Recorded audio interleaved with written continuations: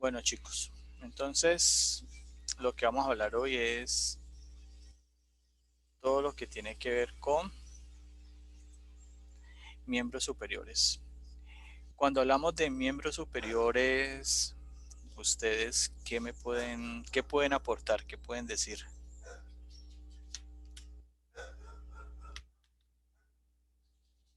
Los brazos, las manos. Brazo, antebrazo, mano. Brazo, Tórax. antebrazo, mano, tórax, bueno, tiene una relación, pero no específicamente se habla de miembros superiores. ¿Qué otra cosa me pueden decir, chicos?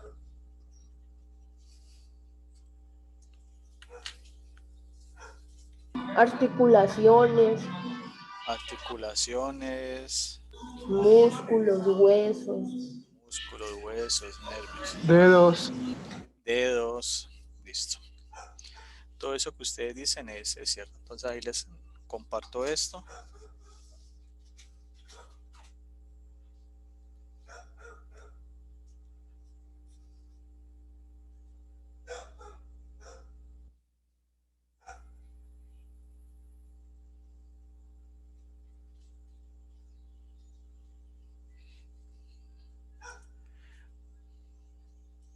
Bueno, entonces cuando hablamos de miembros superiores, pues lo que ustedes dicen, lo que dijeron ahorita, vamos a hablar de algo que se llama el esqueleto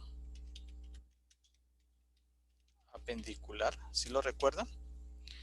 Y cuando hablamos del esqueleto apendicular, vamos a hablar de las extremidades, que van a ser dos superiores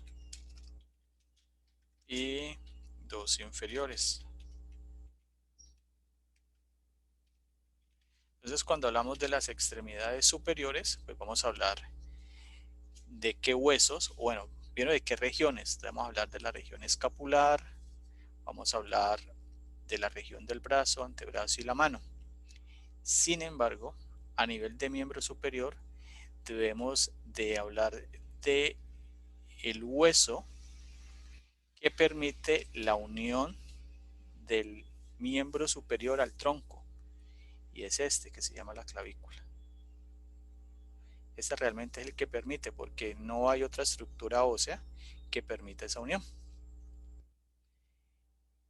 Entonces, la clavícula la vamos a ubicar en la región del tórax, por eso no recuerdo quién era que decía que el tórax hacía parte miembro superior. Yo le decía no pero sí, o sí pero no, porque la clavícula la ubicamos allí.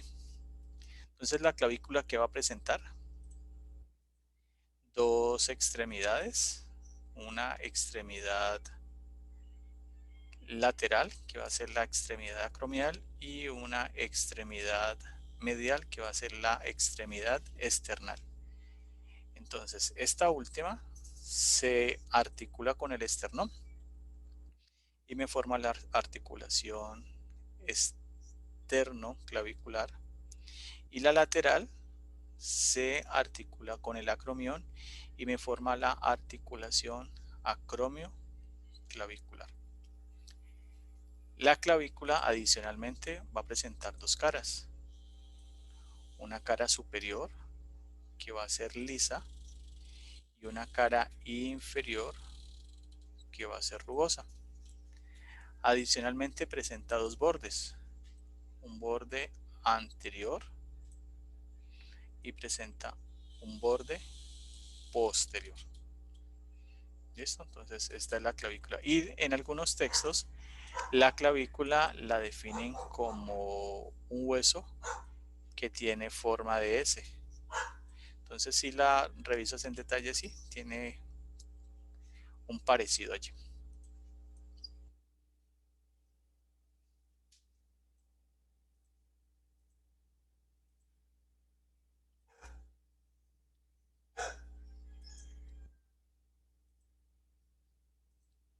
Entonces dejo la clavícula y me voy al brazo.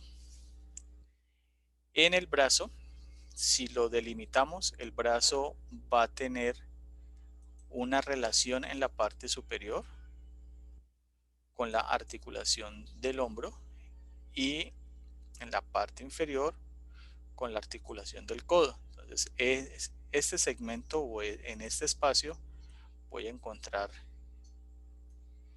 la región del brazo donde hay un hueso que, según la clasificación que hicimos al comienzo del curso, el brazo se puede, el húmero, perdón, se puede catalogar Hueso largo. como un hueso largo. Muy bien.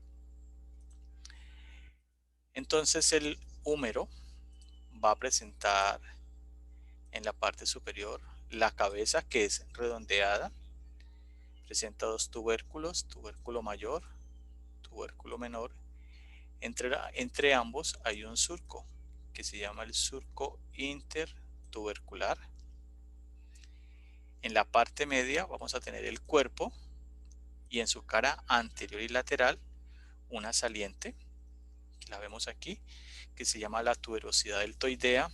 En la parte inferior vamos a encontrar esta estructura que se denomina el epicóndilo medial, esta que se encuentra en el lado opuesto, el epicóndilo lateral, y en la parte inferior tengo el capítulo o cóndilo lateral, tróclea o cóndilo medial. Sobre ambos, respectivamente, van a haber unas fosas. Entonces, a la altura de la tróclea, tengo esta fosa, que se llama la fosa coronoidea, y a la altura del capítulo tengo esta fosa, que se denomina la fosa radial. En la parte posterior,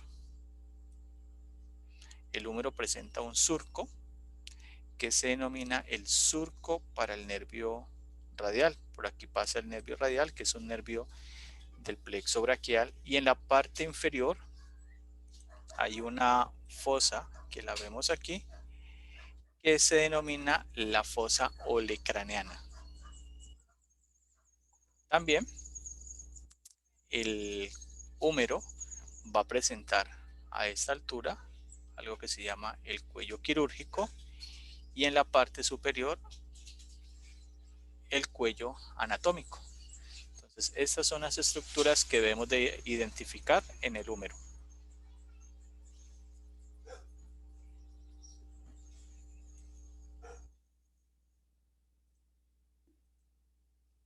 Ahora nos vamos al antebrazo. El antebrazo va a estar delimitado en la parte superior por la articulación del codo y en la parte inferior por la muñeca. Presenta dos huesos, un hueso lateral que es el radio y un hueso medial que es la ulna. Antes a la ulna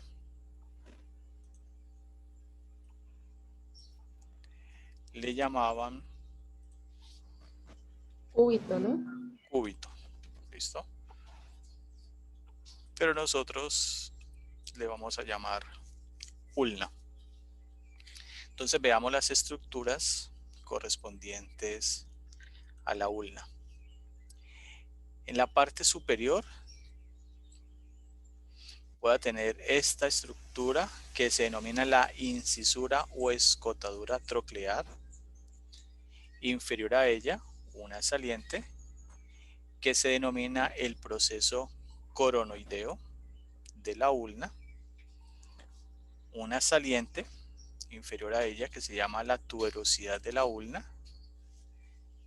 El cuerpo, y en el cuerpo va a haber un borde que lo vemos aquí, que este borde corresponde al borde interóseo, al cual se va a unir un ligamento que se llama un ligamento interóseo. En la parte inferior voy a presentar el proceso estiloideo de la ulna y una estructura redondeada que se llama la cabeza de la ulna. Hacia la parte posterior y superior de la ulna, acá arriba, aquí no, la imagen no me la muestra. Esta estructura se llama el olecranon, que corresponde, si flexionas el codo, te tocas el mismo, la parte más dura que sentís allí, se llama el olecranon.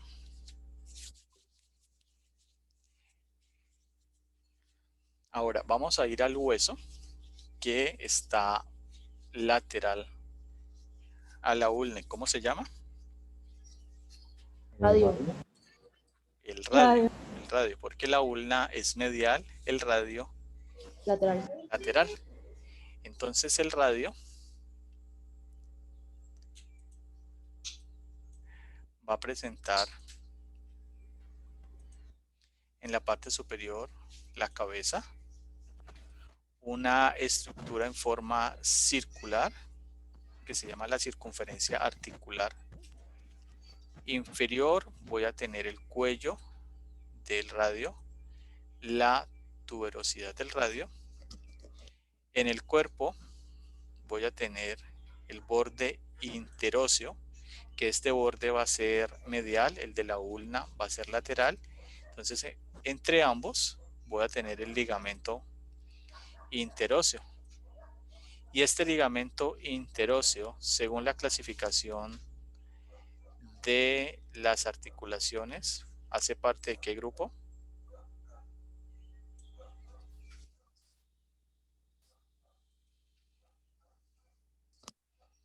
¿Recuerdan? ¿Que hace parte de qué grupo?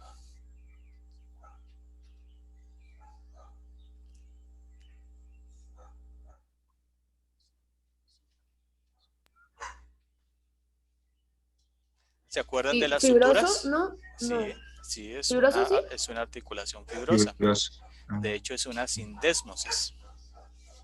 Y en la parte inferior, el radio presenta el proceso estiloideo del radio y una cara articular carpiana, que es la parte más inferior, que es esta. Si comparas el radio con la ulna, vas a ver que ellos son inversamente proporcionales. ¿Qué significa eso? Que la parte superior de la ulna es más grande y la parte inferior es más pequeña. Lo contrario sucede con el radio. La parte superior es pequeña y la parte inferior es más grande. ¿Listo? Allí cómo vamos, chicos, ¿bien? Bien, profe.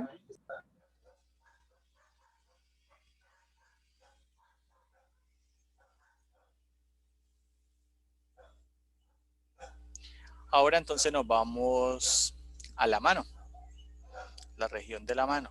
La mano va a estar delimitada por la articulación de la muñeca y los dedos, o sea, las falanges distales de los dedos 1 al 5. Eso corresponde a la mano. Entonces la mano va a tener dos caras. Una cara palmar, que sería la que está ubicada hacia la parte anterior, y una cara dorsal, que sería la parte posterior. Aquí vamos a tener unos huesos que se denominan los huesos del carpo. Estos huesos van a estar organizados en dos filas. Una fila que es la fila proximal y otra fila que es la fila Distal. distal. Entonces vamos a los huesos de la fila proximal. Entonces aquí tenemos, vamos a ir de lateral a medial. Este primer hueso se llama el escafoides o escafoideo. Este segundo se llama lunado. En algunos textos aparece con el nombre semilunar. Este tercer hueso se llama el triquetral. Y este último hueso se llama el pisiforme. El triquetral, si no estoy mal, también lo conocen con el nombre de piramidal, pero no lo recuerdo bien. Sí, profe. Si vamos a la fila distal, entonces tenemos igual de lateral a medial el trapecio, el trapezoideo, el capitado o hueso grande en nomenclatura anterior, y el que sigue se llama el amatal. Este amatal tiene una saliente, que lo vemos aquí, que corresponde al ámulo del amatal. Pero también este hueso que le decimos amatal se conoce con el nombre de ganchoso. Entonces, si le decimos ganchoso, esta saliente que voy a señalar aquí correspondería al gancho del ganchoso. ¿Listo? Entonces, estos son los 8 huesos del carpo.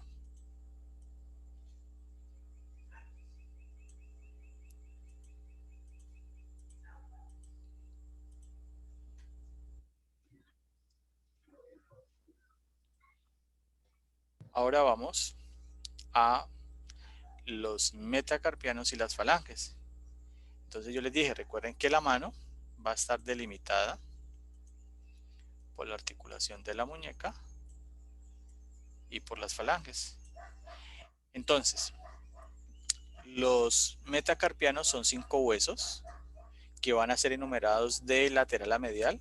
Primer metacarpiano, segundo, tercero, cuarto y quinto. El quinto metacarpiano corresponde al dedo mínimo o al meñique. Estos metacarpianos van a estar o van a tener 3 porciones, 3 regiones o 3 partes. La base,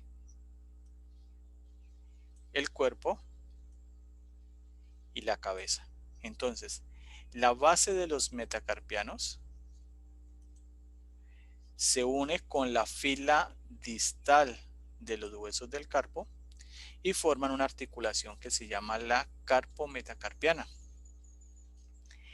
La cabeza de los metacarpianos se une a la base de las falanges y me forma otra articulación. Entonces las falanges son aquellas estructuras óseas que van a estar ubicadas anterior a los metacarpianos. Entonces vamos a tener una falange proximal y distal para el primer dedo y una falange proximal, intermedia y distal para los dedos 2 al 5. Estas falanges también van a tener, así como los metacarpianos, van a presentar una base, un cuerpo y una cabeza. Entonces, la base de las falanges proximales se unen a la cabeza de los metacarpianos y me forman las articulaciones metacarpofalángicas, que serían estas, que nosotros las conocemos con el nombre de los nudillos. O sea, cuando hacemos un puño, esas salientes que vemos corresponden a las a las metacarpofalángicas. ¿Listo? Bueno, entonces aquí ya vimos todas las estructuras óseas de miembro superior. Ahora nos vamos a las estructuras que es la unión funcional de dos o más huesos. ¿Y a eso cómo le llamamos?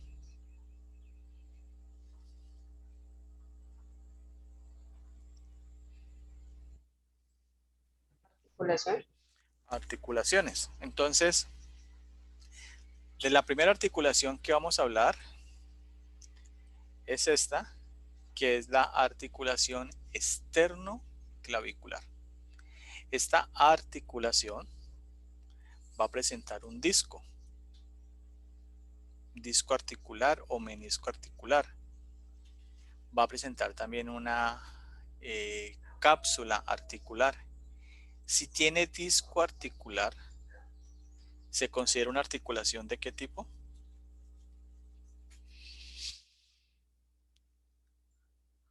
Sinovial. Es una sinovial, pero las sinoviales se clasifican en dos. Entonces sería una sinovial ¿qué? Compuesta. Una sinovial compuesta. Muy bien. ¿Qué significa eso? Que es una estructura que tiene bastante movilidad.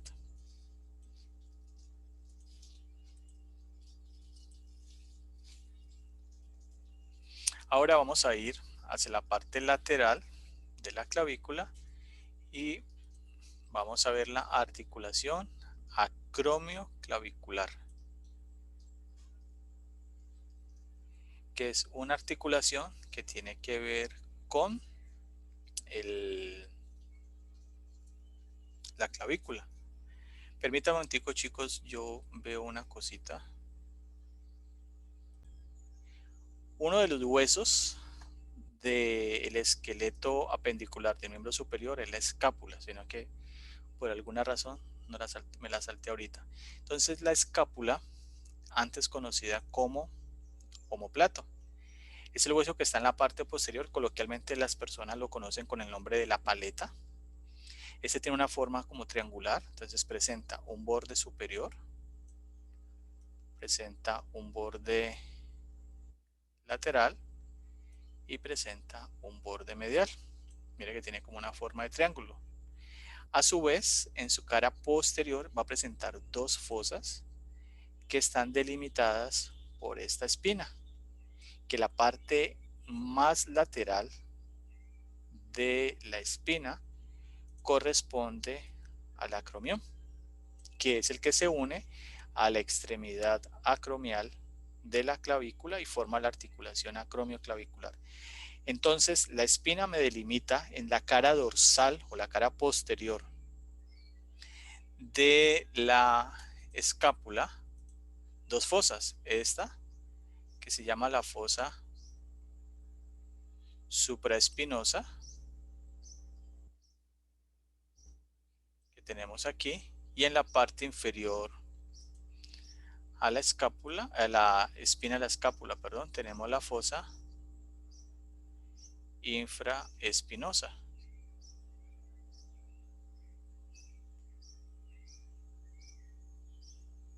que está aquí.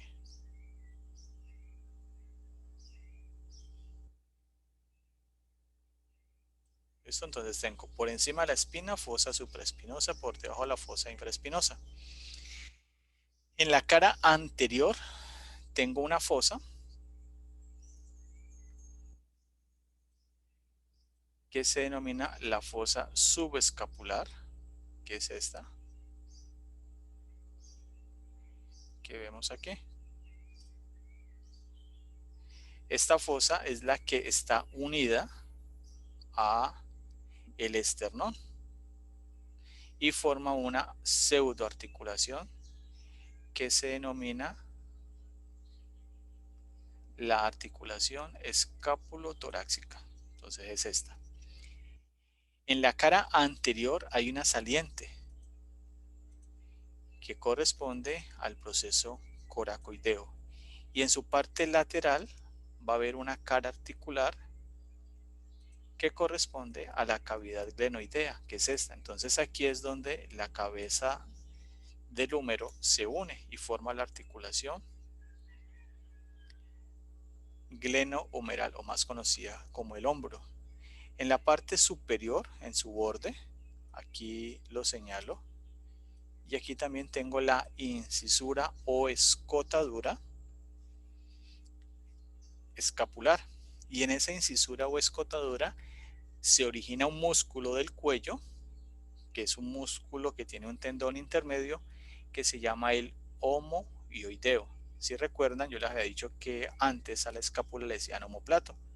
Por eso este músculo conservó ese nombre, homoioideo, aunque realmente sería llamar escapuloioideo, pero pues ya el nombre es como mucho más largo. En la parte inferior, la escápula presenta un ángulo, que sería el ángulo inferior de la escápula. En la parte medial y superior, ángulo superior de la escápula. ¿Listo? Entonces me faltaba esta partecita por mostrarles. Entonces, el borde o la parte lateral de la clavícula se une al acromión y me forma la articulación acromio-clavicular.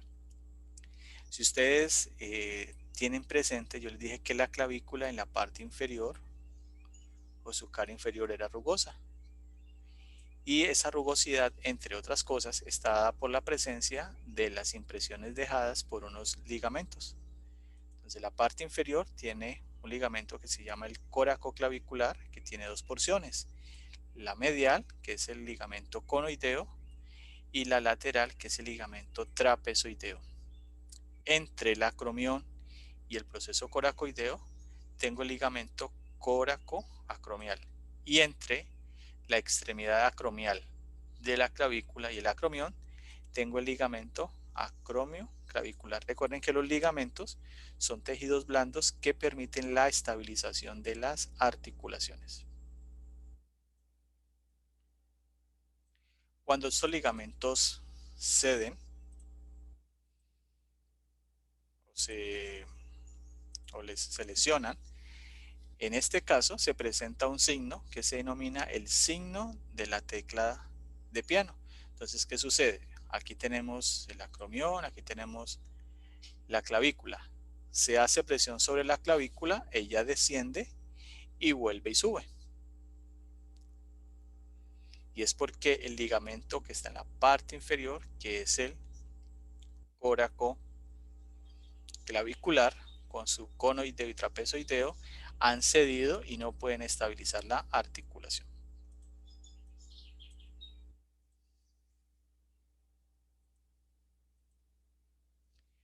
En la parte lateral vamos a tener la articulación glenohumeral. Entonces aquí está la cavidad glenoidea de la escápula y aquí tengo la cabeza del húmero. Esto me forma una articulación que es la glenohumeral. Y la glenohumeral la podemos clasificar como una articulación sinovial, simple, esferoidea y poliaxial. ¿Eso qué significa?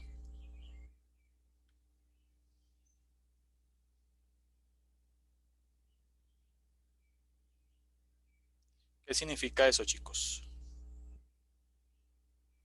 Que se puede mover en todos los ejes. Pero ¿cuál de las tres palabritas daría ese significado? Poliaxial. Poliaxial, muy bien. Si hablo de sinovial simple, ¿qué quiero decir? Que no tiene disco, Que no pero tiene, igualmente se mucho movimiento. tiene mucho movimiento. ¿Y qué más? Y cuando hablo de esferoidea, Es de forma circular. que tiene una cabeza circular y entra una cavidad. Sin embargo, como la cavidad glenoidea no es muy profunda, se presenta una estructura como una especie de empaquecito que se llama el labro glenoideo. Entonces, el labro glenoideo va a estar por acá y esto lo que va a permitir es aumentar el volumen de la misma cavidad.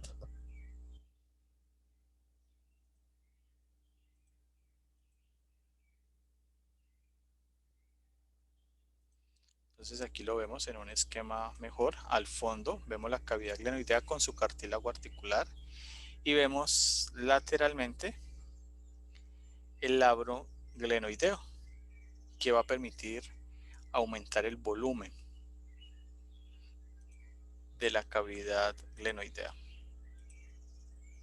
Entonces, como esta es una articulación que tiene bastante movimiento, va a presentar unas bolsas o bursas. Entonces, la que está inferior al acromión, este es el acromión, entonces aquí tendríamos la bolsa o bursa subacromial.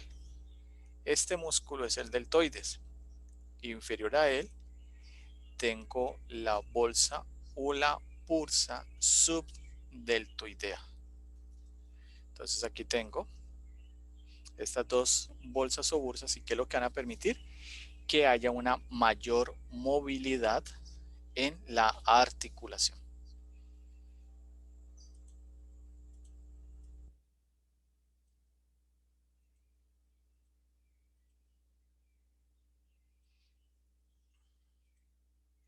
Entonces, el hombro, como es una articulación, se puede luxar.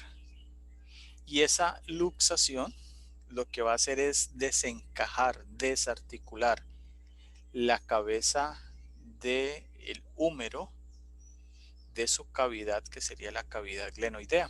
Entonces aquí estamos viendo que el húmero se hace anterior, medial e inferior. Y mira, esta sería la posición normal y esta sería la luxación que él presenta. Entonces mira, aquí se ve. Entonces es una luxación anterior y medial o anteromedial. Es la cabeza del húmero como se hace medial. Por eso, cuando se presenta la luxación del hombro, hay un signo que se llama hombro en charretera. Entonces mira cómo se ve la parte superior de la cavidad glenoidea. Eso significa que el hombro está luxado. ¿Han conocido personas que se les luxa el hombro? Sí, profe. Bueno. El hombro puede presentar otra condición que sería una bursitis subdeltoidea, o también conocido con el nombre de hombro congelado. ¿Qué significa eso? Que la bursa subdeltoidea se inflama y al inflamarse va a limitar la movilidad del hombro. Entonces mira, aquí tenemos, ese sería el hombro derecho el que presenta, mire que la persona no puede hacer la elevación normal como lo haría su opuesto. Entonces a eso se le dice hombro congelado.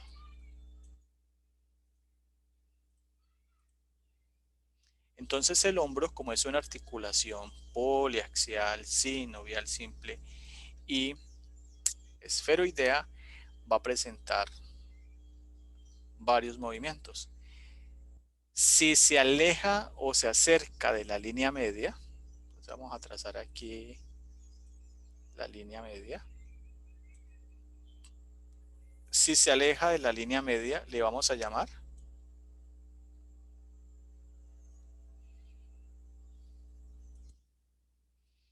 abducción.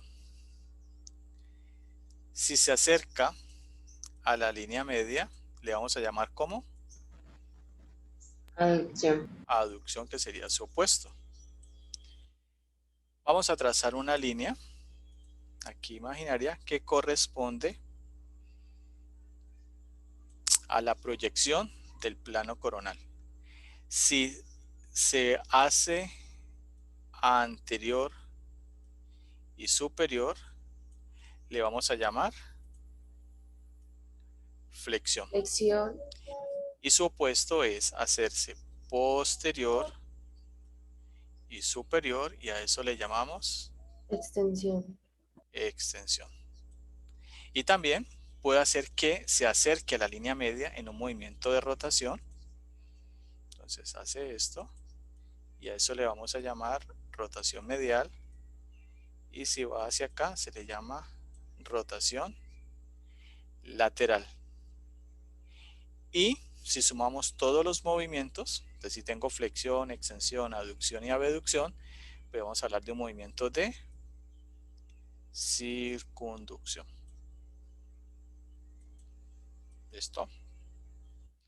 ¿Pregunta, chicos, hasta allí?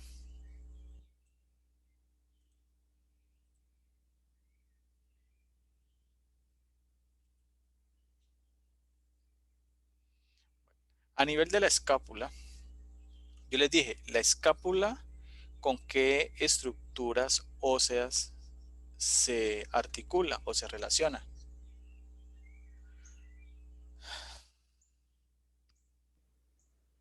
¿Con qué hueso se Con relaciona el la escápula? acromión. El acromión es una parte de la escápula. ¿Con qué huesos? Hay dos huesos con los cuales se Con la relaciona. clavícula. Con la clavícula y el húmero. Muy bien. Entonces, con la clavícula forma la acromio clavicular y con el húmero forma la glenohumeral. Sin embargo, la escápula como tal, especialmente la fosa subescapular, se relaciona con el tronco. Y al relacionarse con el tronco va a presentar unos movimientos de deslizamiento. Y por eso nosotros hablamos de una pseudo articulación.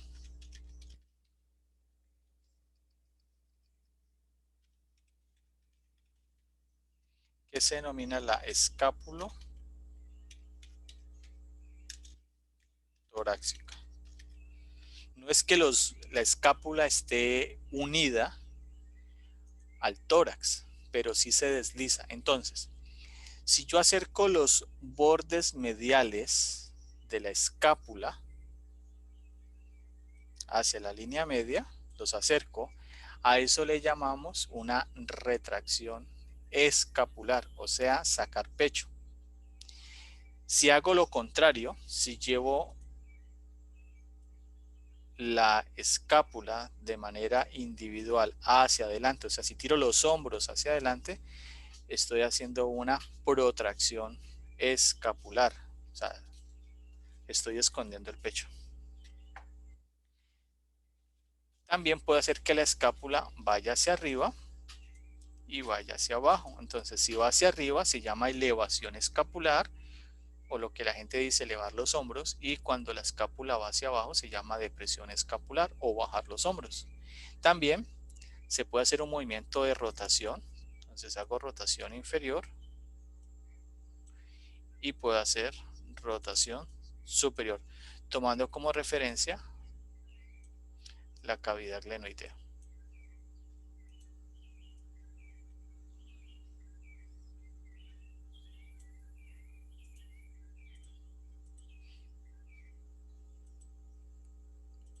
Bueno, entonces ahora nos vamos a la articulación que se forma entre este hueso que se llama ¿cómo? Húmero. Muy bien, y este hueso que se llama él. Ulna. La ulna. Entonces allí se forma una articulación que es la húmero ulnar, más conocida en el bajo mundo como Húmero cubital. no. Cerca. ¿El codo? Codo.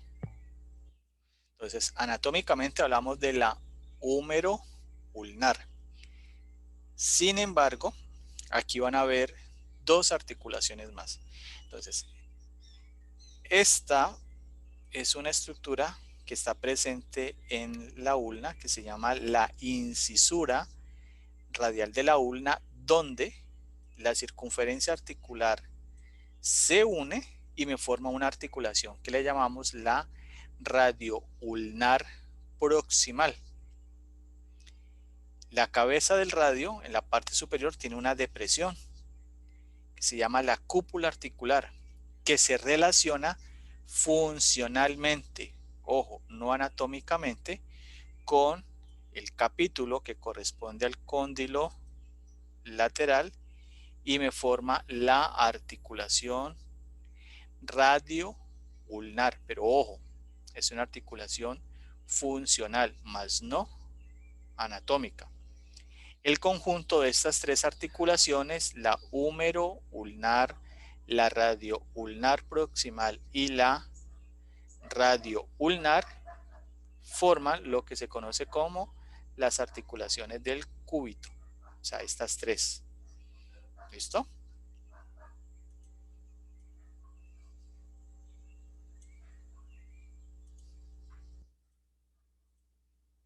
Entonces, mira, aquí tenemos la articulación húmero ulnar, que es la articulación del codo, muy estabilizada por la cantidad de estructuras que están presentes aquí, y se clasifica como una articulación tipo bisagra. Sí. uniaxial y sinovial simple. ¿Qué significa eso?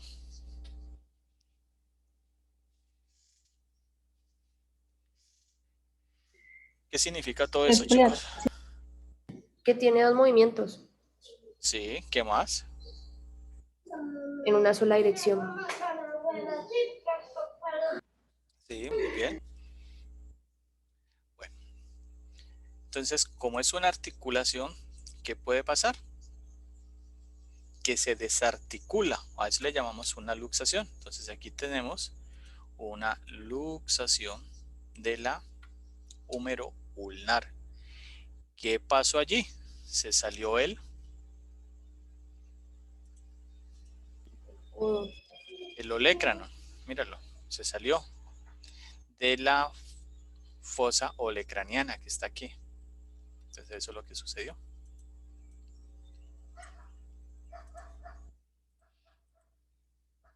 También se puede presentar una bursitis retroolecraniana, también conocida como codo de estudiante. Entonces es la postura que podemos tener o la patología que se nos puede presentar cuando apoyamos todo el tiempo los codos, que se nos inflama, especialmente cuando estamos leyendo y nos apoyamos sobre una superficie rígida.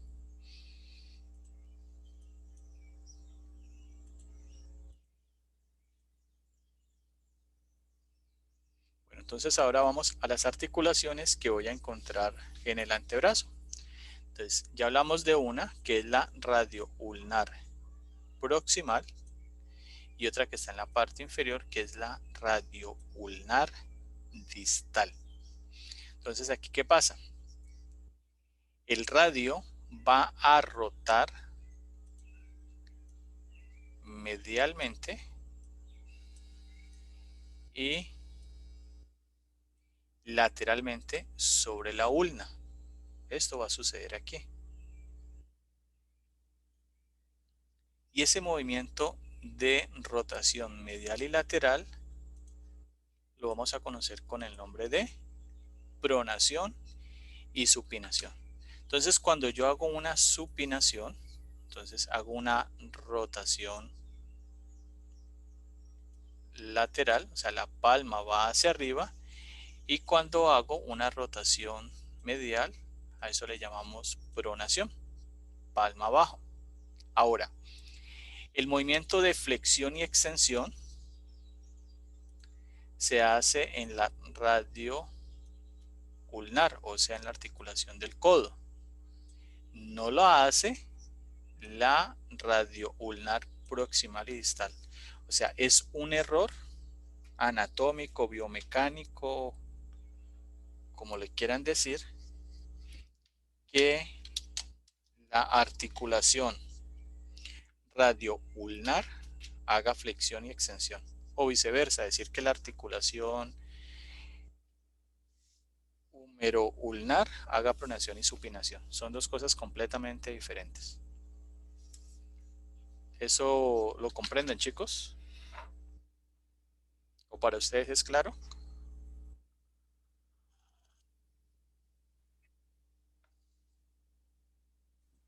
sí, pero Sí, bueno.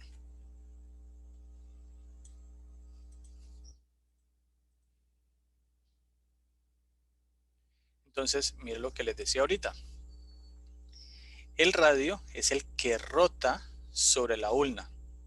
Entonces, cuando pasa por encima, hace la pronación y cuando se regresa a la postura inicial, se llama supinación.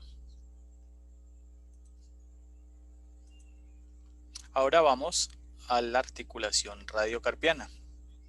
Esta articulación se conoce también con el nombre de la muñeca y va a estar conformada por la cara articular carpiana presente en el radio, que se va a relacionar con el escafoideo y el hueso lunado.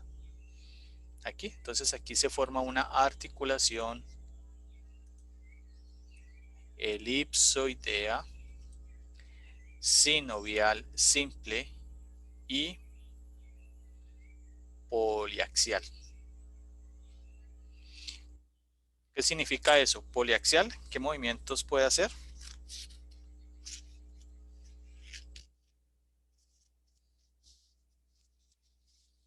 Poliaxial, ¿qué, chicos? Movimiento en todas las direcciones. Movimiento en todas las direcciones. Sinovial simple.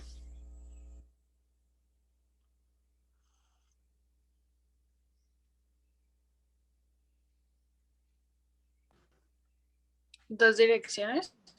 Sinovial, ojo, sinovial simple.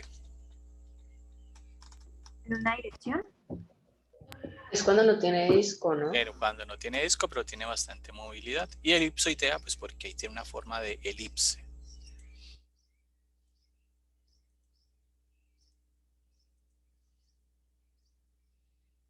Entonces, esta articulación, si yo proyecto una línea aquí imaginaria, entonces, si el dorso va hacia la parte superior, a eso le llamamos extensión, y si la palma se hace inferior, en este caso, pues la estamos viendo aquí, sería flexión. Aunque realmente la palma estaría hacia arriba, en postura anatómica normal, entonces si va hacia arriba sería flexión y si iría hacia atrás sería extensión. Así como está aquí. Mira que la palma va hacia arriba, flexión. Si va al sentido contrario sería extensión. Y si está en posición neutra, algo a tener en cuenta es que la mano o la articulación o la mano, la fuerza que se transfiere, equivale al 100%. Ahora, si tomo como referencia la línea media del cuerpo, entonces cuando la mano se aleja, a eso le llamamos abducción, y cuando se aleja le llamamos aducción. Y eso significa que en algunos textos la abducción le dicen desviación radial y la aducción le dicen desviación ulnar.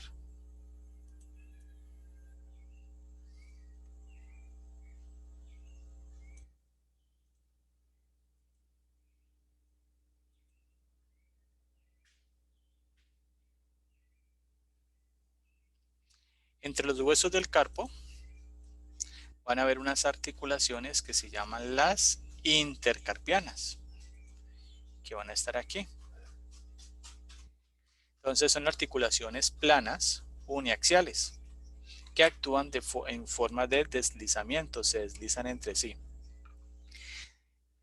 Entre la base de los huesos metacarpianos y la fila distal de los huesos del carpo hay una articulación que se llaman las articulaciones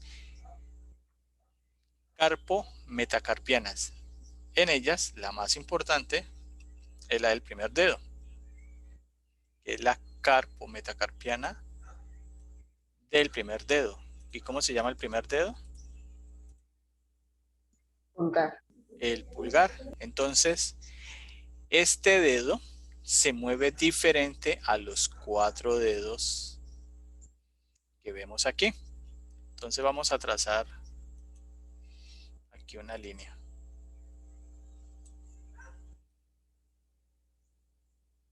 Ahora, cuando el pulgar, que es este, se aleja de este bordecito, le vamos a llamar extensión, y cuando hace lo contrario se llama flexión. O sea, cuando se aleja del segundo dedo, extensión, cuando se acerca se le llama flexión.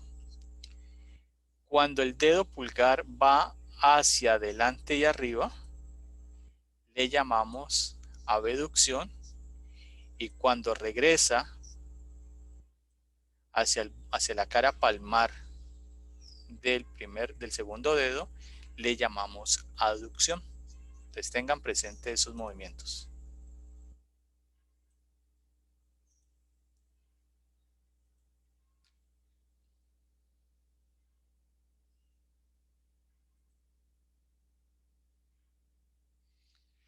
Ahora vamos a las articulaciones metacarpofalángicas. Las metacarpofalángicas corresponden a estas, que son las articulaciones de los nudillos. Aquí, ¿qué podemos hacer? Flexión y extensión. Y las articulaciones interfalángicas proximal y distal solamente hacen flexión y extensión. Recuerden que el primer dedo solamente tiene 2 falanges, por ende tengo una articulación interfalángica proximal, y entre los dedos 2 al 5 tengo las interfalángicas proximal y distal. Entonces, a nivel de la mano, yo puedo hacer estos movimientos. A la altura de las metacarpofalángicas puedo hacer extensión cuando los dedos van hacia la parte superior y posterior. O sea que cuando hacen el sentido contrario, pues voy a hacer flexión. La mano tiene su propio eje y el eje corresponde al tercer dedo. Recuerden que los dedos de la mano se pueden nombrar. El primero es el pulgar, el segundo es el índice, el tercero es el dedo del corazón, el cuarto el anular y el quinto el meñique. Resulta que el eje mecánico y anatómico de la mano es el tercer dedo. ¿Qué significa eso? Que cuando los dedos 4 y 5 se alejan de la línea media y cuando el dedo número 2 se aleja de la línea media, ojo, tomando como referencia el eje de la mano le decimos abducción, pero cuando se acercan a la línea media le decimos aducción, teniendo en cuenta el eje de la mano. Sin embargo, si yo hablo de la línea media del cuerpo, entonces, si el dedo número 1 se aleja del tercer dedo y por ende de la línea media, ¿ese qué movimiento sería?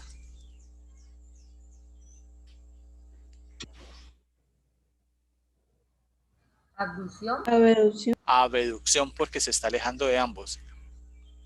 Ahora, si el dedo 4 y 5 se alejan del eje de la mano en relación con la línea media, ¿qué movimiento harían? Abducción. No, harían aducción porque se están acercando a la línea media. Por eso le coloqué la línea roja. ¿Se acuerdan que les dije? El eje del cuerpo, no el eje de la mano. Ya. ¿Ya lo entendieron? Sí, con razón. Eso, dependiendo del eje sobre el cual esté revisando.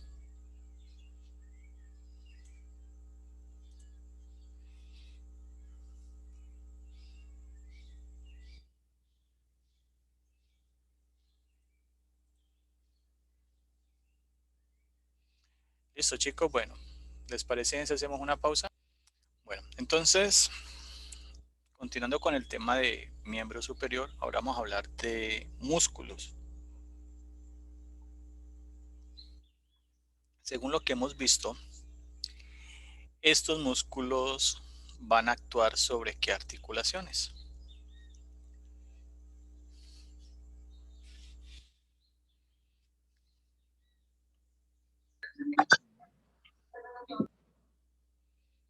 ¿Sobre qué articulaciones de los que hemos hablado?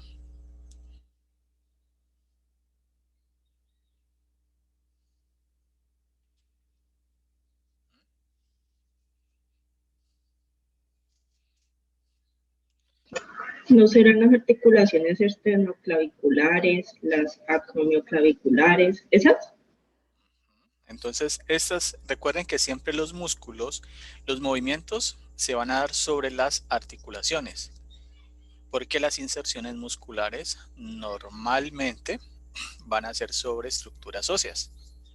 Entonces, estos músculos van a actuar sobre la esternoclavicular, la acromioclavicular, la escapulotorácica, que es una pseudoarticulación, la glenohumeral, la radioulnar proximal y distal, la humerulnar, la radiocarpiana, las carpometacarpianas, las metacarpofalángicas y las interfalángicas. Entonces, sobre eso, todas estas articulaciones van a actuar.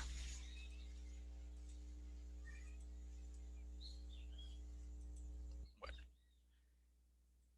Entonces aquí tenemos una primera relación de los músculos que van a actuar sobre el cíngulo. El cíngulo se le denomina la cintura escapular. Entonces ya hay muchos de estos músculos, ya los hemos visto. Solamente es aquí hacer algo de Profe, recorderis. Dime. ¿la Dime. puedes colocar más grande? No, ya Es está. que no está en modo presentación. Se ve pequeña la imagen, profe. Sí, ¿en serio? Permítame, yo veo una cosita. Listo, entonces estamos diciendo que... espérate, me devuelvo un poco, porque creo que se saltó. Listo. Entonces aquí lo que tenemos son unos músculos que ya habíamos visto previamente. Tenemos el trapecio, ya sabemos que hace parte del plano superficial de los músculos del dorso, que tiene 3 porciones. Como dirían ustedes, güere, güere, guachu, guachu, ya sabemos. Vamos a tener unos músculos que van a actuar sobre la escápula, unos que van a ser superficiales, que son el romboideo menor, romboideo mayor, y ellos hacen que la escápula se acerque medialmente, generando una retracción escapular. Este músculo que se llama el elevador de la escápula, que se inserta en el ángulo superior de la escápula. En su parte anterior vamos a tener el músculo pectoral menor, que tiene su inserción en el proceso coracoideo y tiene su origen en la tercera, cuarta y quinta costilla. Aquí está. Entonces este músculo, cuando se contrae, hace que la escápula descienda. Y tenemos otro músculo que es profundo, que lo vemos acá, que es el serrato anterior, que se inserta en el borde medial de la fosa subescapular, haciendo que ésta se fije directamente al tórax.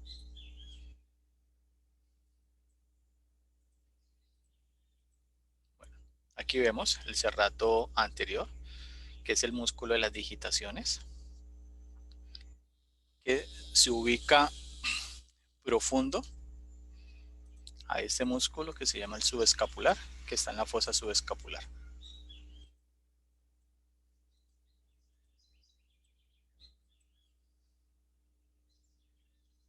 Entonces, pues esto es como un recorderis porque ya lo habíamos visto, qué movimientos hace la escápula. Ya sabemos que es una pseudoarticulación que se llama la escapulotorácica, que hace unos movimientos de retracción, protracción, elevación, depresión, rotación superior e inferior. No creo que haya necesidad de explicarles eso. Ahora, veamos los músculos que actúan sobre la articulación glenohumeral. Entonces, en la parte anterior tenemos el pectoral mayor. Este músculo va a tener varias porciones. Entonces, esta primera porción corresponde a la porción clavicular. Y esta porción clavicular se convierte en el agonista de la flexión del hombro. Va a haber una porción external, que es esta, que va a permitir hacer los músculos de aducción. Y este músculo redondeado va a tener 3 porciones. Esta primera porción corresponde al deltoides en su porción anterior, que se convierte en sinergista en la flexión del hombro. Si nos vamos hacia la parte posterior, tenemos el deltoides con su porción posterior, que sería esta, que se convierte en sinergista en la extensión del hombro, y nos quedaría una porción media, que vamos a señalarla aquí, que se convierte en sinergista en el movimiento de abducción. Este músculo grande, que ya lo hemos hablado previamente, o en clases anteriores se llama el latísimo del dorso, y ese músculo es el responsable de la extensión del hombro. Recuerden que nosotros hablamos de un movimiento de braceo, que se le llama a él como el iniciador del braceo, y es el músculo superficial del dorso.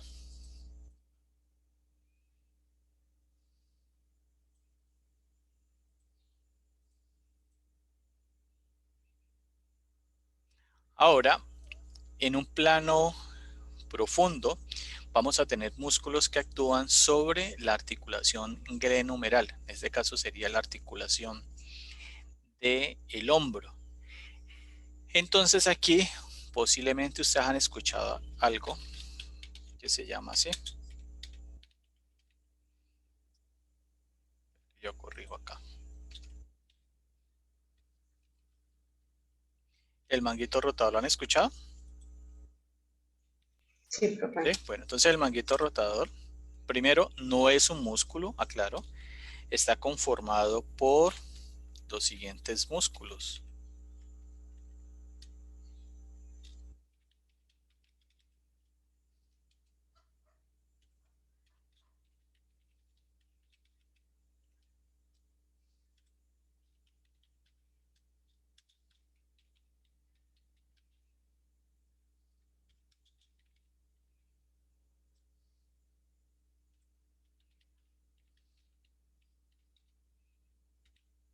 Subescapular, ¿listo? Entonces, estos 4 músculos van a actuar sobre la glenohumeral. Y se habla de complejo del manguito rotador porque los tendones a través de los cuales se insertan estos músculos actúan sobre esa articulación. O sea que decir que es que se le dañó el músculo manguito rotador es un error. Entonces identifiquémoslos. Tenemos por encima la fosa supraespinosa, músculo supraespinoso. Inferior a la espina, tengo la fosa infraespinosa, músculo infraespinoso. Inferior a él, tengo el músculo terete menor. Inferior a él, pero no tiene nada que ver con el manguito rotador, el músculo terete mayor. Y en la fosa subescapular, tengo el músculo subescapular. ¿Listo? Entonces, estos son los 4 músculos que forman el complejo del manguito rotador. Ahora, en la cara anterior del brazo, estos músculos van a tener una función de ser flexores. Entonces, en la parte superior tengo el músculo coracobraquial, que se origina en el proceso coracoideo, se inserta en la cara anterior del húmero y se convierte en un sinergista en la flexión del hombro. Y tenemos el músculo braquial, que está en la parte inferior, aunque ese no tiene nada que ver acá, pero pues esta imagen aquí lo relaciono, se convierte en el agonista en la flexión del codo. Ya dejamos el hombro y estaríamos pasando al codo.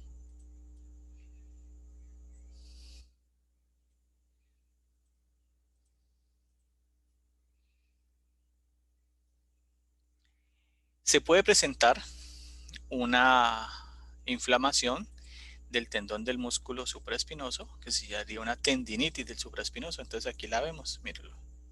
Entonces pasa inferior al acromión, se inflama la bursa subdeltoidea, genera una compresión sobre el tendón y por ende va a limitar ¿qué movimiento? ¿Qué movimiento está haciendo aquí el hombro? Abducción. Abducción, exactamente.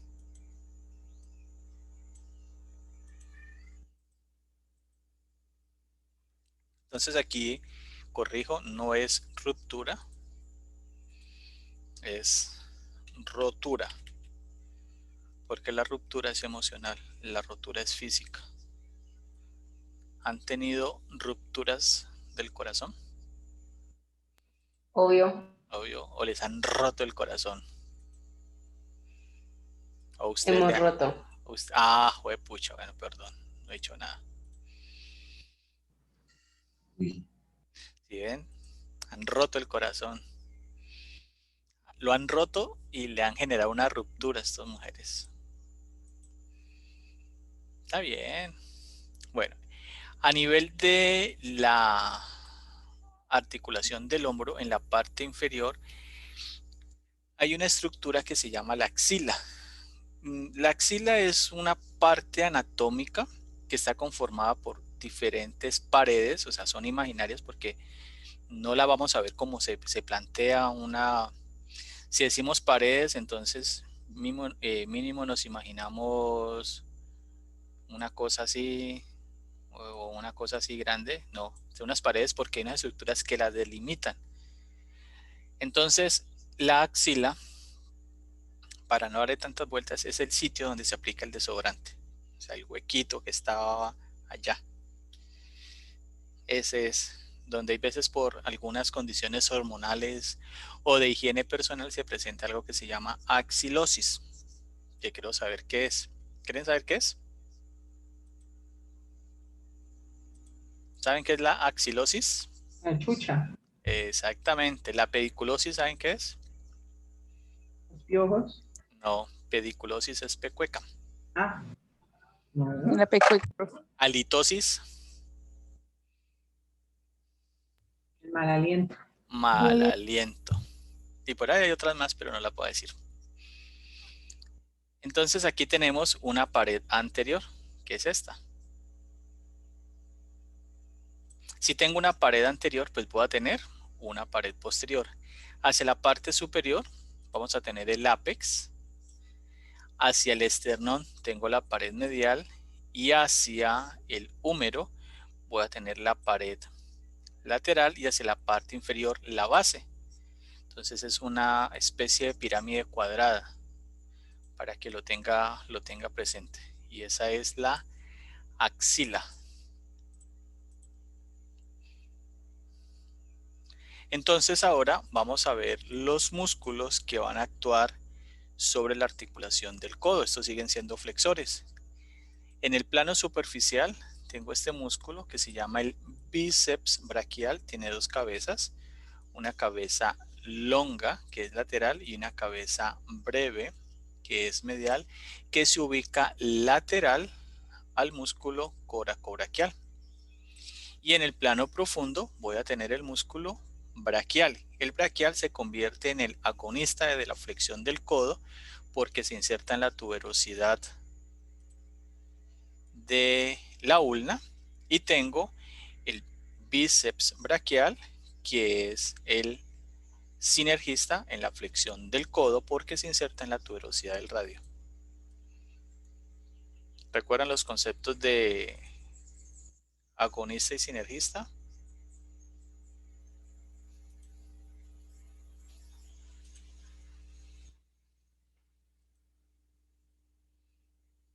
Bueno, en la parte posterior tenemos un músculo que se llama el tríceps braquial. Se le llama tríceps porque tiene tres cabezas. Entonces va a presentar una cabeza longa que es medial, una cabeza lateral que sería como la cabeza breve, y entre las dos va a haber una cabeza medial. Y ese es el tríceps. Se inserta en el olecrano y va a ser el músculo. Bueno, allí hay una discusión. Se habla de que es el agonista en la extensión del codo. Sin embargo, aquí aparece un músculo pequeño que se llama el anconio, que se origina en el epicóndilo lateral y se inserta en el anconio. Y algunos pues dicen que este es realmente el agonista y el tríceps sería el sinergista en la extensión del codo. Entonces allí hay como una discusión teórica en relación con la acción del mismo. Entonces estos músculos, los de la cara anterior, van a ser flexores, o sea, van a ser los responsables de generar la flexión del codo, y los de la cara posterior van a ser los responsables de generar la extensión. ¿Listo?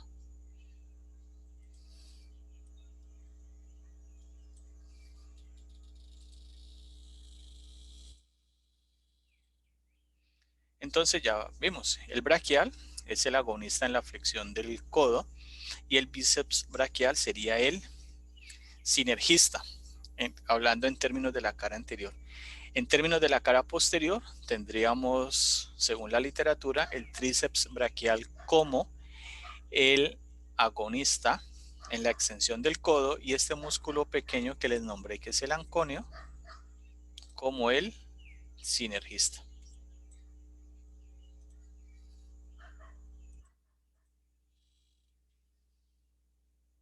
Aquí se habla de una rotura de la cabeza longa del bíceps braquial. Miren el contorno que da el músculo y la depresión que se da aquí en comparación a la longitud alcanzada por este músculo. Entonces aquí hay una ruptura porque él pasa por el surco intertubercular y forma algo que se llama la corredera bicipital. Entonces cuando se rompe, pues va a haber esa forma.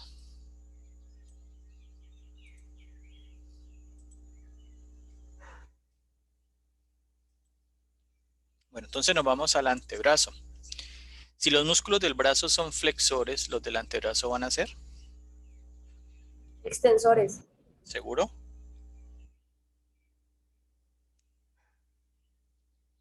Ah, no, igual.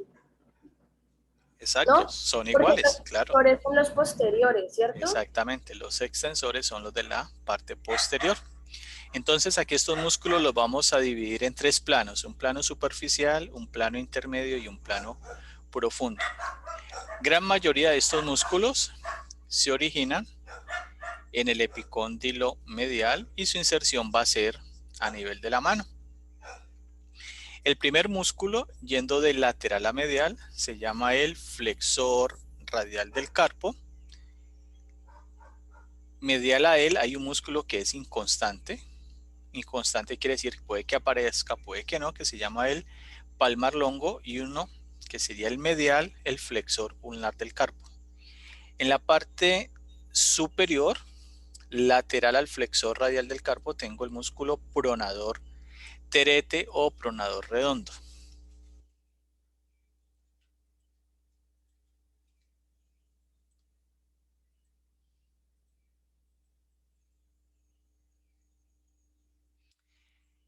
En esta misma cara anterior hay una estructura que se llama el canal del pulso, que es este espacio que va a estar delimitado por los tendones de dos músculos.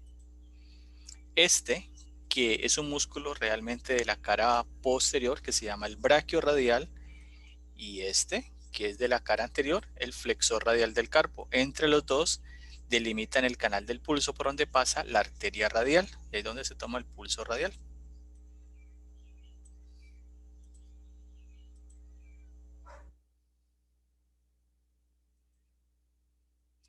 En el plano intermedio tengo este músculo que se llama el flexor superficial de los dedos. Este músculo se va a insertar en las falanges intermedias de los dedos 2 al 5. O sea que este músculo permite agarrar, por ejemplo, el asa de un balde o la agarradera de un balde.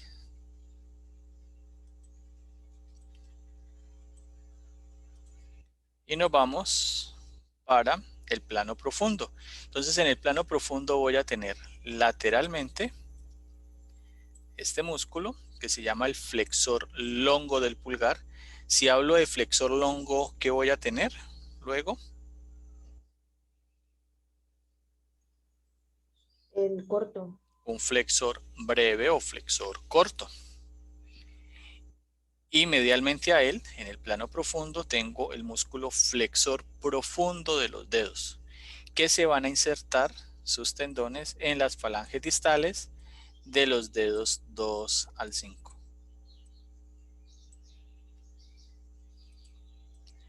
A pesar de que estos músculos son del plano profundo, aparece uno más profundo todavía, que se llama el músculo pronador cuadrado. Entonces mira que el movimiento de pronación tiene dos músculos, pronador redondo y pronador cuadrado.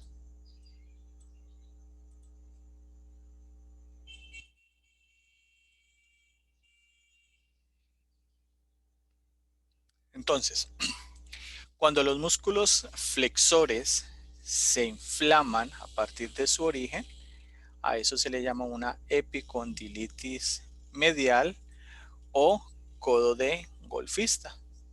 Aquellos que hayan ido a jugar golf saben que una de las técnicas, o sea, de los errores en las técnicas es hacer mucho movimiento de flexión a nivel de la muñeca cuando se hace el swing, o sea, cuando se hace el golpe. También se puede presentar una epicondilitis lateral que corresponde a muchos movimientos o una lesión por movimiento repetitivo, que sería se le denomina codo de tenista, porque cuando se recibe la muñeca tiende a hacer extensión y eso aumenta la presión en esta región del codo.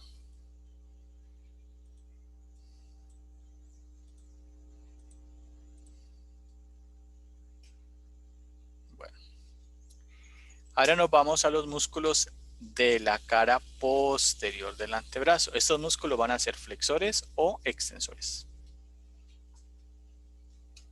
Los de la cara posterior son flexores. Mira lo que me estás diciendo. Cara posterior del antebrazo. Ah,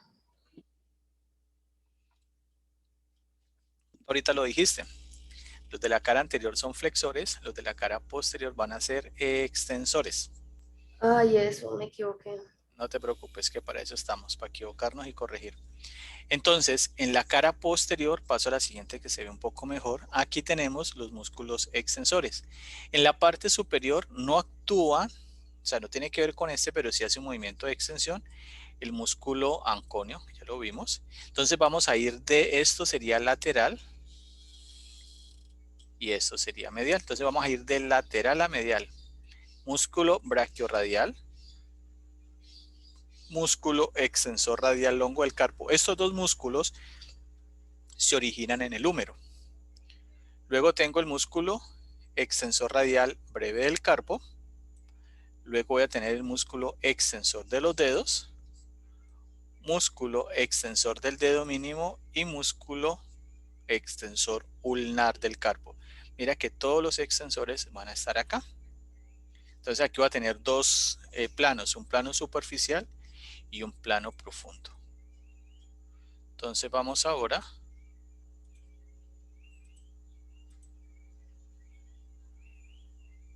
al plano profundo. Entonces en el plano profundo voy a encontrar en la parte superior músculo supinador.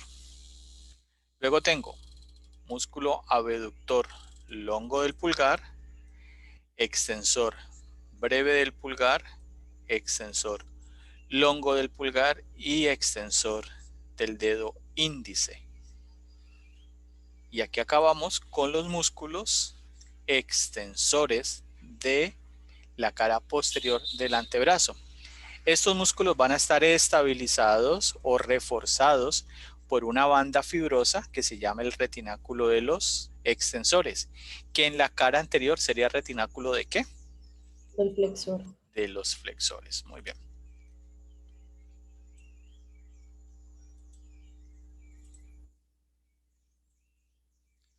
Entonces, los músculos extensores van a permitir, obviamente, hacer movimientos de extensión.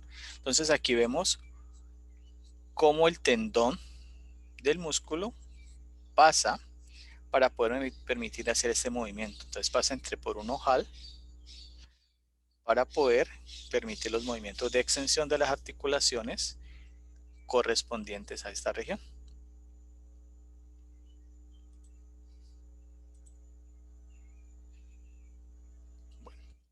A nivel de la mano, en su cara posterior, hay una estructura anatómica que se llama la tabaquera anatómica, que va a estar delimitada por el tendón del músculo extensor longo del pulgar, el tendón del músculo extensor breve del pulgar y el tendón del músculo abductor longo del pulgar. Entonces, aquí en la tabaquera anatómica voy a encontrar la rama superficial del nervio radial y la arteria radial. Ese es un punto donde he escuchado que se toman gases arteriales. Si alguno de ustedes es auxiliar, me podría corregir si eso lo hacen allí o lo hacen en el canal del pulso.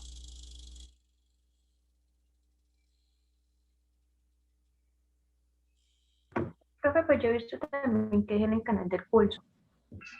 Yo una vez vi un jefe que lo hizo ahí. ¿Sí? Sí. Ah, bueno. Donde se encuentra la arteria, ahí se toma. Ahí se toma. Sí, es por lo general, sí. Bueno, ustedes ya saben.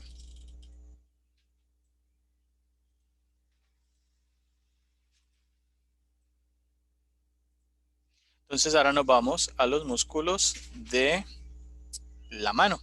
Entonces en la mano vamos a tener primero una aponeurosis que se llama la aponeurosis palmar, que es esta, que va a presentar unos fascículos longitudinales, que los vemos aquí,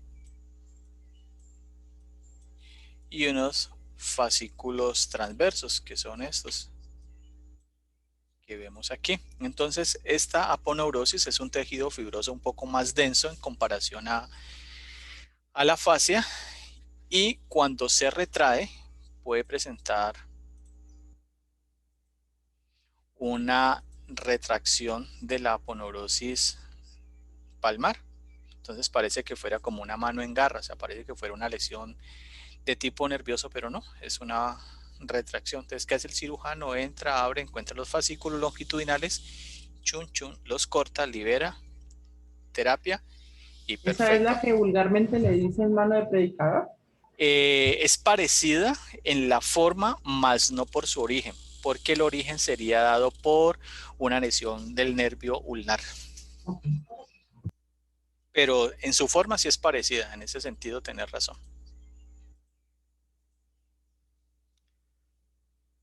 Entonces en la mano vamos a tener un retináculo, entonces ya lo vimos acá, que se llama el retináculo de los flexores, aquí lo veo y aquí también. Y como los tendones de la mano, pues saben que la mano tiene mucha movilidad, hay unas vainas sinoviales. Les presento una vaina sinovial carpiana y una vaina sinovial digital, presentes para los dedos, porque recuerden que esos tendones van a generar mucha fricción y se necesita que haya un deslizamiento entre ellos.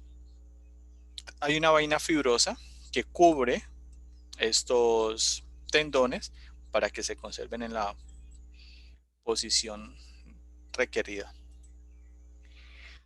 Cuando hay una afectación en la región lateral, como la vemos aquí, se presenta una tenosinovitis. Entonces, ¿qué pasa?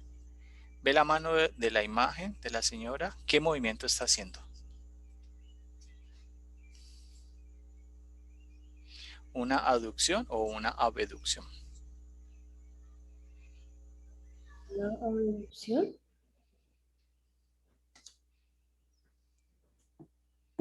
Si colocas la mano en la postura anatómica, ¿qué estaría haciendo la señora? ¿Aducción o abducción? Estoy haciendo abducción, ¿no? Abducción. La está llevando fuera del plano, no hacia adentro. Pero mira que ya es que está el dorso. Si la hace el mismo movimiento y rota la mano, ella está haciendo una aducción.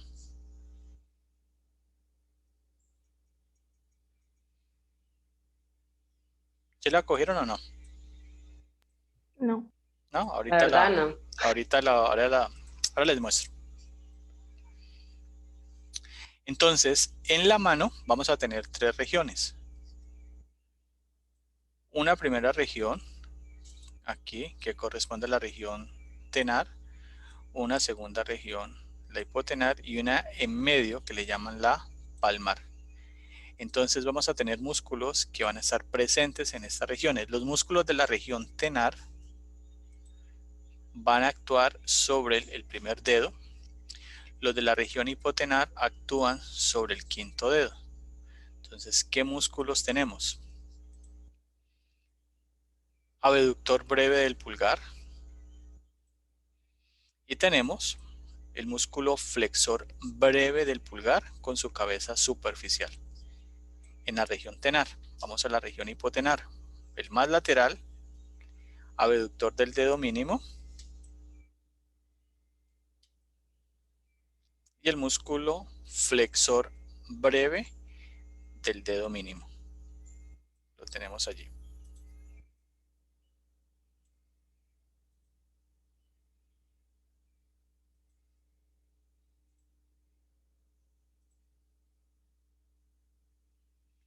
Si nos vamos a un plano intermedio, entonces voy a tener, espera que creo que saltó, no, a un plano intermedio tengo el músculo oponente del pulgar y en relación con la región hipotenar el músculo oponente del dedo mínimo.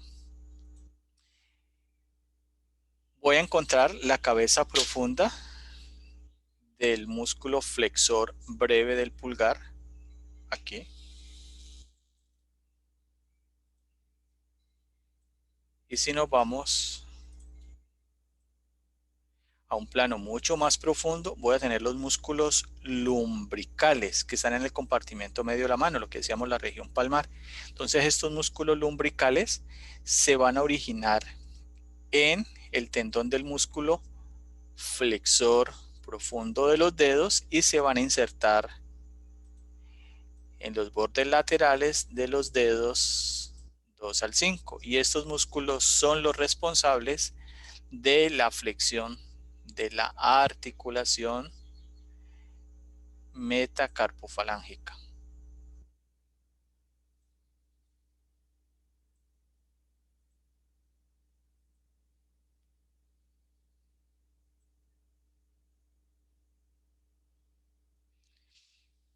En el compartimento medio de la mano, entonces tengo el músculo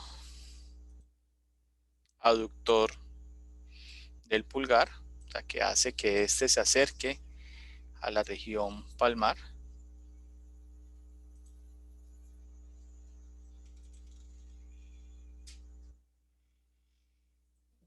Profe, Dímelo. ¿te puedes devolver, por favor? Tengo una pregunta. ¿Hasta dónde me devuelvo? Ahí. Ese músculo supuestamente dice que cuando uno tiene dolor de cabeza es como presionarlo. No sé qué tan cierto sea, pero si es verdad, ¿por qué pasa? Pues mira, realmente yo lo que sé es que cuando hay dolor de cabeza se estimula, es el primer interóseo, pero el interóseo dorsal. Recuerda que está la cara palmar. Sería el interóseo dorsal que se estimula, que está en el pliegue entre el primer y segundo dedo. Allí se estimula. Y eso genera un efecto sobre el dolor de cabeza, sí he escuchado. Pero darte la razón del por qué, NPI, no sabría decirte. Pero sí sé que genera ese beneficio. Eso tiene que ver mucho con el tema de los canales energéticos de la medicina tradicional china. Ahora, los que hemos tenido la posibilidad de ver un cuerpo, no sabemos dónde están esos canales. Eso tiene que ver con las fascias y con cosas que de pronto aún la ciencia o la medicina occidental no cree, porque aquí la medicina occidental es mucho de evidencia, causa-efecto. Entonces yo quiero ver las cosas, pero son técnicas que llevan miles de años. La medicina occidental llevará que 500 años y esos son milenarios. Por ejemplo, lo primero que se desarrolló fue la digitopuntura y creo que data de 5000 años de antigüedad. Cuando se descubrió el fuego, se pudo fundir los metales y luego surgió la acupuntura. Imagínate. Entonces hay mucho, todavía mucho. En la mano vamos a tener unos músculos que se llaman los interóseos palmares, que van a ser 3. Míralos acá, para el segundo, el cuarto y el quinto dedo. Entonces, ¿cuál es el eje de la mano? ¿Cuál dedo es? El corazón. El dedo del corazón, el tercero. Entonces mira que los interóseos palmares van a hacer que los dedos 2, 4 y 5 se acerquen a la línea media, o sea que van a ser músculos que hacen ¿qué movimiento? Aducción. Hacen aducción. Si tomo como referencia el tercer dedo de la mano.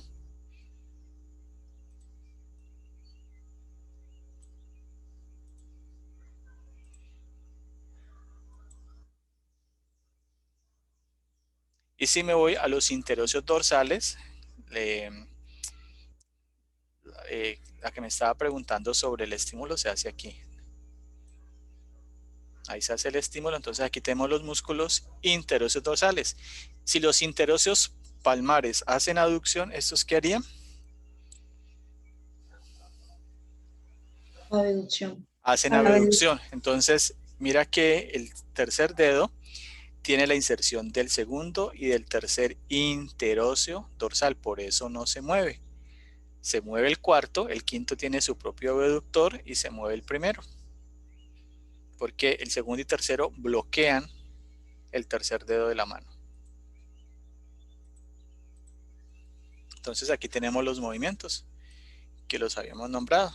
Mira, hago abducción y hago aducción. Entonces aducción, ¿qué lo hace? Los interóseos palmares, la abducción, los interóseos dorsales. Pero también puedo hacer movimientos de flexión de la metacarpofalángica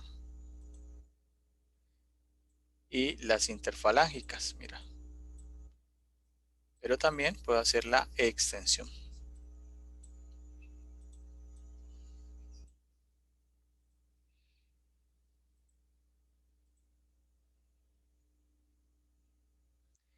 Recuerden que hablábamos que el dedo pulgar pues hace movimientos diferentes.